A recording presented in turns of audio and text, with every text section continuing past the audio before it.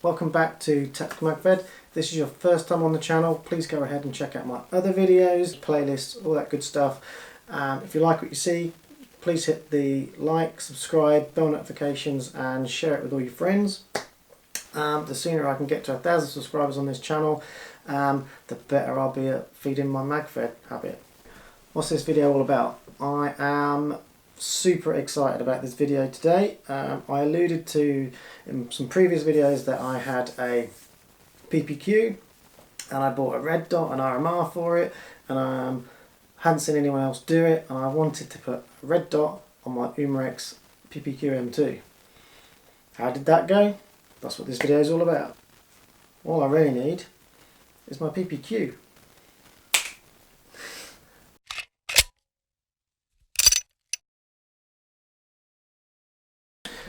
Okay, now I've got my PPQ. I can show you how successful or not this may have been. You can tell by how excited I am that it was successful, so I'm not going to dilly-dally too much longer, so let's get the box open. So, was my jaunt into modifying my PPQ successful? Hell yeah! So, it's a bit, don't worry, that rattling is the cover and the top slide. So, let's put the PPQ to one side there. We're not going to need, we're not doing mag change or anything like that, so we get rid of the box for that. I don't know why I'm moving it, but I can just use magic. See? Okay, so one PPQ with the cover is there. I'm going to talk about the RMR, the red dot, so I might as well show you what it was. So let's get that one out. So the sight that I put on here is the Vector Optics Sphinx Red Dot Dovetail. Okay, Vector Optics, they kind of sell themselves as a real steel sight manufacturer, but so this one in particular, they market it as being a shotgun sight, or suitable for being used on a shotgun. I don't know, it seems fairly well built, it's fairly robust and everything, but I think many real steel manufacturers would probably scoff at the thought of these guys thinking they're in the same league. They are at the budget end, lower end of real steel, if anything. So without further ado, how did this go? I'll take that off so you can have a good look at it. I think it went pretty well. It looks pretty sweet on there. So this is a completely metal sight on here. It's not plastic or anything. It's all it's got Vector Optics stamping on there. I don't actually have a battery in this at the moment, and I'll go over that. Go over why in a minute. Not because it won't fit or anything like that. It's just because of some of the specifications of this RMR, or this red dot. Okay, so just to be clear, the marker is empty and safe, so I'll take the mag out for the purpose of this. I'm not going to be talking about that. So how did I do it and why did I do it? So the why, I just like putting red dots on things. They are functional things to have on paintball markers, especially on pistols. The distance you're going to be using your pistol at, you know, this thing will zero accurately. So yeah, it looks cool, and we all like things to look cool. Secondly, I just wanted to see if I could do it. I hadn't seen anyone else out there with a paintball marker that had put a sight on. You can't buy a standard mount for this. I'll go through some of the specs of this and how I did it. I did not video the complete process. I did, as in my other red dot install, I photographed the whole process, and I'll do montages as I go through and describe it. Okay, so where do we start on this? So what I'll firstly do is just show you how robust this install is to start off with. So you know, The noise you can hear there is the top slide wobble. So if I hold the top slide down, there is no movement on this sight. The way I've got it configured and set up, it is tapped into the slide and it is secure.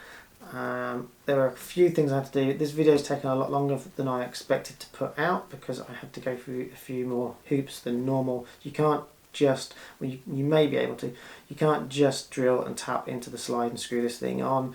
There was a wedge or spacer in there that I had to kind of design and build out and 3D print. So I'll go through that. I'm not going to take this off and show you. I'll use the pictures. It will come off, but to be honest, I don't want to take it off again. Now I've got it on there. So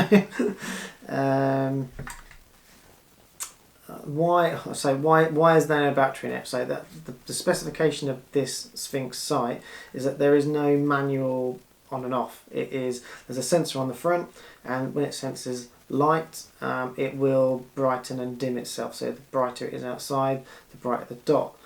The darker it is, the less bright the dot needs to be. So it comes on and off when you take this cover off. There's a little cover in here, and when you put this on the top of the sight, it blocks the sensor, turns it off. You take it off, the light gets to it, the sight turns on. The reason I haven't got the battery in there is because people are saying that if you just leave the battery in, it runs dead after about something like 3 months or something, maybe less. So, you know, I'm not using the pistol at the moment, so I've taken the battery out. If I'm going to take it to the field, I'll put the battery in and check the zero and everything and go from there. Cool. So what's the process and how did I get this thing on here? So first and foremost, you have to strip the marker down. Now I know how to do this. It is feasible that you could do this with the marker intact like this. You don't necessarily have to take it apart. I did because I needed to get measurements on the thicknesses of the top and the side and the depth of all the aluminium here that I was going to tap into. I wanted to be as near as 100% positive that if I started drilling into this thing that it would survive and wouldn't ruin the marker, and I would have something to screw into and all the rest of it. So originally, in previous videos, I'd alluded to the fact that when you take the rear sights off of here, there is an aluminium lump or protrusion, if you like, that has a screw hole in it where your windage adjustment screws into, and that pulls the windage left and right on here. I thought I'd have to Dremel that off and then use that thickness of the aluminium to screw into, yada yada yada.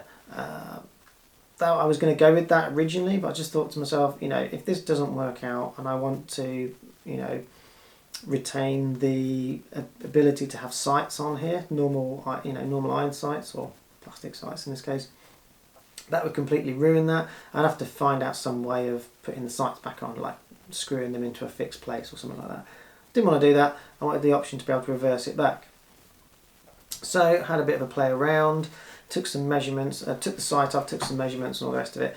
And over a period of time, I realised that I could tap either side of the protrusion where the screw for the windage goes into the rear sight, and there was enough aluminium material in the slide to be able to screw either side of that. But then I'd need something in the middle as an insert for the plate to rest on.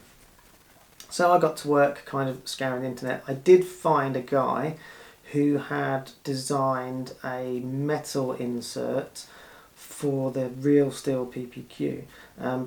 People with real steel PPQs out there have the same issue with this. So I think there are manufacturers that make custom fit sights for the real steels, but not so much as the Glocks and all the rest of it. All those guys have numerous options to get out there that will just fit onto the normal slide. You push the rear sight out and then slide an insert in and then screw into that insert, which was the original plan for this.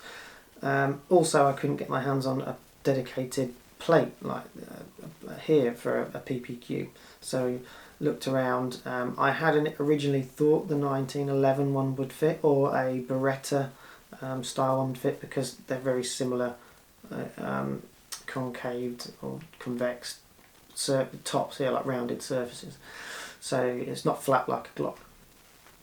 So I kind of took inspiration from this guy's post, and what I'll do is I will put credit to the post down below, so if anyone else is interested in that. Just to note that the insert he creates will not fit in here because it is not the same sight mount. It's completely different. So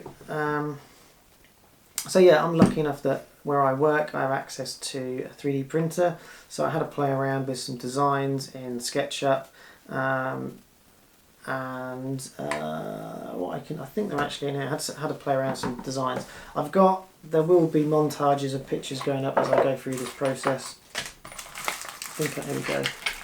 So here are some of the prototype inserts that I made. Oh, there's one. I don't know which versions they are, all the rest of it. So effectively what I did, measured everything up, and first attempt was just to make a solid block and then drill the holes into them, but that kind of didn't work because I just destroyed it. And then I went on with different heights, widths, hole sizes, all that kind of stuff, just to figure out the exact fit and everything. I think I'm currently on either version 3. Version 3 of my design is actually fitted to this pistol. There is a slight foible to it that I've had to do a workaround, and I'm currently working on a version 4 of it, which will do away with the workaround.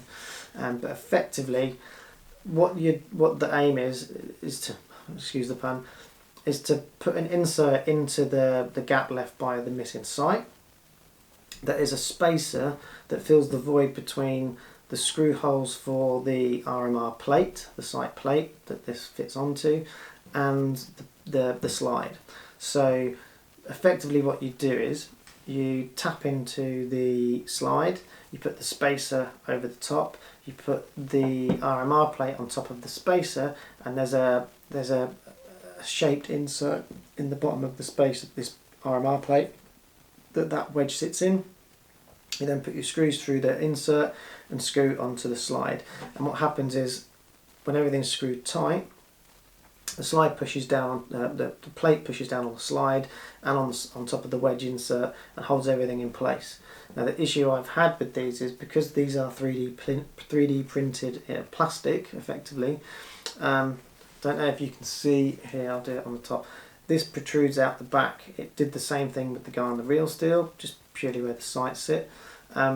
It protrudes out the back here, and on the top of the slide there's very little metal. There's like maybe 3 or 4 mil of slide for this plate to sit on, and I don't know if it's this, I have no idea if that's the case with the real steel version of this, but certainly on this paintball version, there's not enough slider, on the top slide for this metal plate to sit on. It sits slightly lower, so what tends to happen is as you do it up, it's sat up slightly. It's started to sit up slightly. So what it needs is something on the back edge of the insert just to fill that void.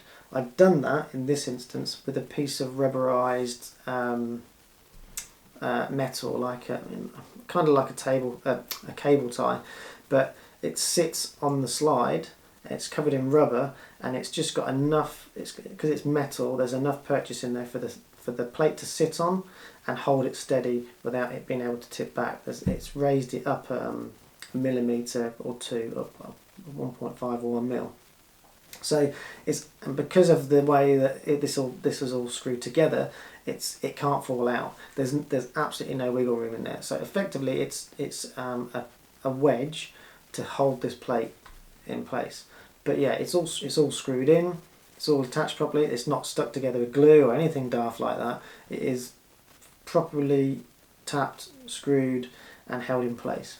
Once I've got the V4 version of this insert completed and on the pistol, I may do an update on this video if it will let me, or may just do a quick short video just as an update on it.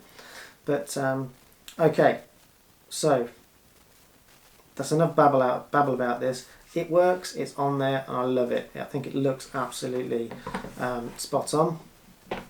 It's functional, you know, it doesn't fall off when you shoot it. I'll have to get some video of that to show you. But yeah, I don't know if you can, the red dot won't be on there obviously, but you can sort of see in there the Vector Optics logo. Yeah, it looks pretty damn cool. This is the most realistic looking paintball pistol I've ever owned or seen, and the red dot just kind of makes it look even more realistic. Okay, so how do you do this? In simple terms, you have to be prepared to void your warranty on the pistol. You have to be prepared to completely strip it apart. You have to be prepared to drill into it and tap your screws and all that kind of stuff. This isn't for the faint-hearted, and you have to, you know, you take on that responsibility if you want to do it. So effectively, to strip the marker down, there are videos out there. If you want to see me do a complete strip down of this particular marker, take the sights off it and strip it all down into component parts, I might do a poll up here, I think it is, maybe, I don't know. Just let me know in a poll. I do strip down, yeah, or strip down, no. Bit weird. Okay, so the process is basically you unscrew this screw here. It is a bit of a pig to get undone. Make sure you use the right size Phillips, because if you knack this up and break and take the thread out so you can't get this thing out, you can't take the pistol apart anyway. Anyway, take this screw out, that pulls out, and then I believe, looking at these, everything comes out. So all these push through that way, so from right to left. There's 3 pins, there's one at the front, one at the back, and one hiding just under there. Okay, so once you remove this, all 3 of those push out, and then the top just pulls off, and all the gubbins will be in the top slide. I did take pictures of all this, so I'll take pictures of the individual components, and I'll montage them about here, so you will see a process to do this.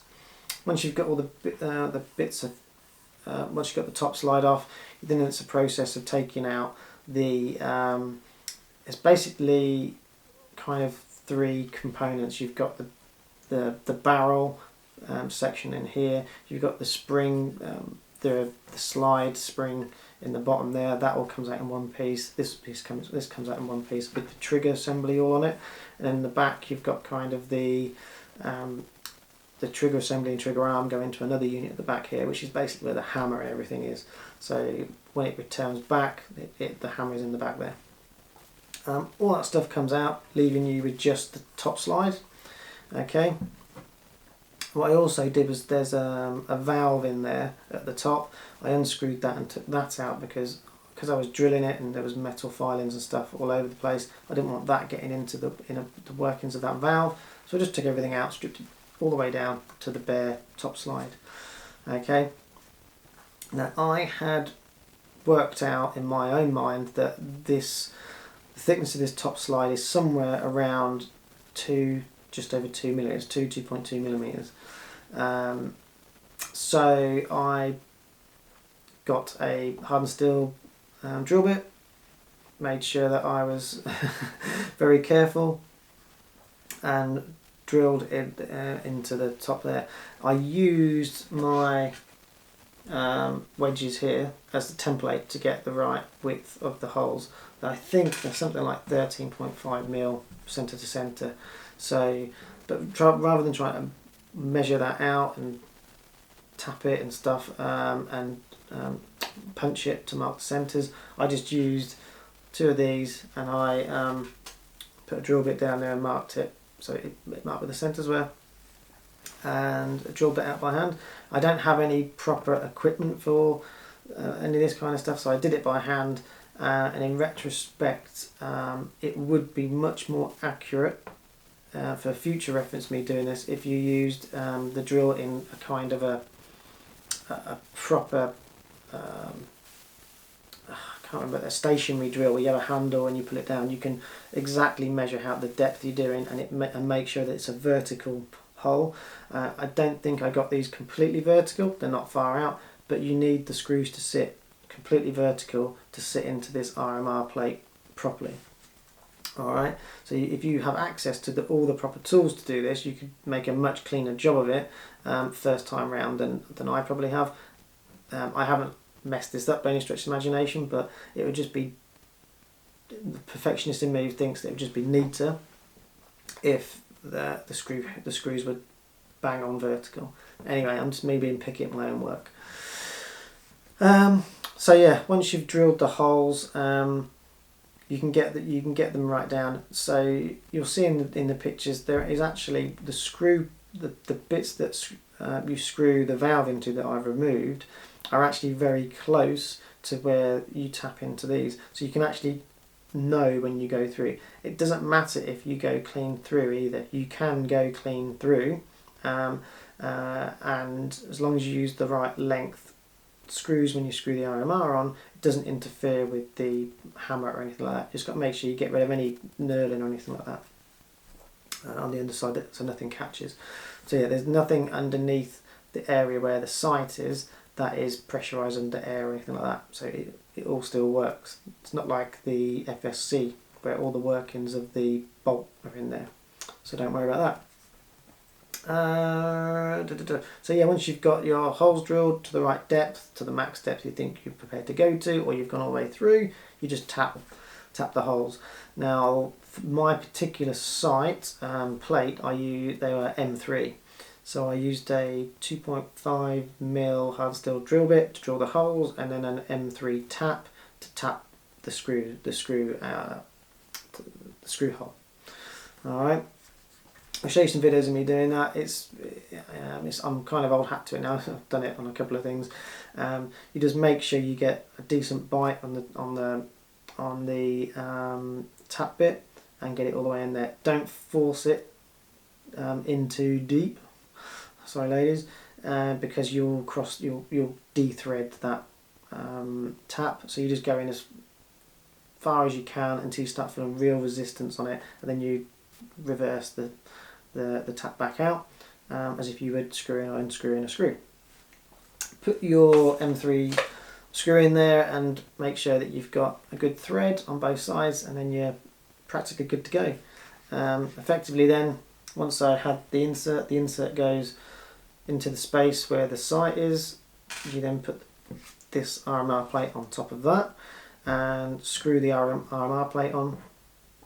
For this particular thing, like I say, it's not in the pictures because I didn't take pictures of that, but there is a piece of plasticized metal on the back here to act as a wedge to stop the plate tipping back, so I'll update you on that as I said. But once you've got that plate on and it's fixed in place and it's nice and sturdy, then you're good to go. You can put any compatible RMR sight on their red dot.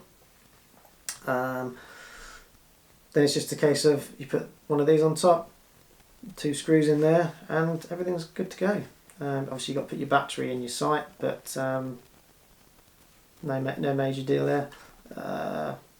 So I don't think I've missed anything out in the process. I've kind of shortened it down a bit. I mean, it's probably taken me just about 2 months now of trying to figure this out, playing around, and then getting the courage to give it a go. It's definitely not a beginner thing. You need to have the confidence to do this, but it's certainly doable. I'll see what kind of response I get to this to see whether or not I post up some of these things. I might put this design on Thingiverse, or I don't know, get some printed off and post them out to people if they want them. I don't know. What I'd ideally like to do is see if I can get a metal version of this made up by a local company, see if they can CNC some of these out, and then if the metal one works, I might you know, get a batch of 100 or so printed off and see if people want to buy them as a kit.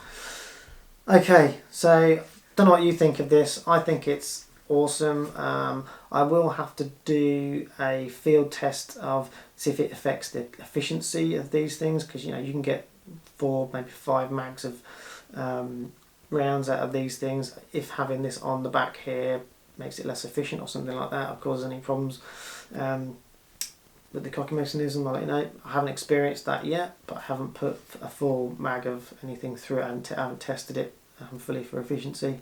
But I think it looks really good. When you compare it with the holster and all the rest of it, it looks really realistic, and just adds that added realism to your paintball marker. Really interested to know what all you guys and girls think about it. Do you like the look of it? Is it something you would want to do to your PPQ? Have you done anything similar to your PPQ? I'd be interested to know if I'm alone in this venture, if anyone else has tried it and got any different solutions. So hit me up in the comments if you like what I've done here and you think it's an interesting idea. Please go ahead, hit the like, subscribe, bell notifications, share it on all your social media platforms. Just get the channel out there for me if you can. I'd be really grateful if you can help me get to 1,000 subscribers, and once I get there I can start feeding my Magfed habit and I don't know, maybe I can get some other products out there. Okay, so thanks again for watching, and I'll see you in another video.